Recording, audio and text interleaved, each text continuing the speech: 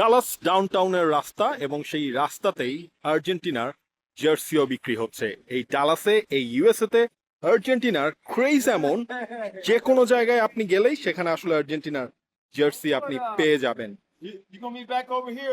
যারা এখানকার মানুষ আছেন তারা এই সময়টা, যেহেতু ডালাসে আর্জেন্টিনার প্রচুর সাপোর্টার রয়েছে, ডালাসে আর্জেন্টিনার 2টা ম্যাচ রয়েছে, সো এখানকার মানুষজন আসলে এই ডালাসে এরকম একটা ব্যবসায়ী আসলে শুরু করে দিয়েছেন এবং সেখানে ডেফিনেটলি বোঝাই যাচ্ছে লিওনেল মেসির জার্সি আকর্ষণের সবচেয়ে বেশি কেন্দ্রে, সবচেয়ে বেশি বিক্রিও হচ্ছে লিওনেল মেসির জার্সি।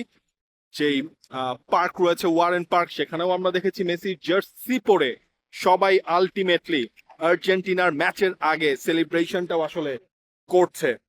আর্জেন্টিনার হোম অ্যাওয়ে সব ধরনের জার্সি কিন্তু এখানে পাওয়া যাচ্ছে এবং বিক্রি হচ্ছে। অনেকটা বাংলাদেশের মতো অবস্থা, আমরা গুলিস্তানে যেমন দেখি, ঢাকার বিভিন্ন রাস্তায় আমরা যেমন দেখি, এমনটা কিন্তু হচ্ছে ইউএসএ তেই।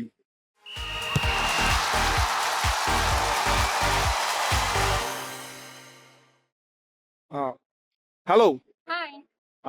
Why are you selling Argentina's jersey? Oh, so much. 100, maybe 100.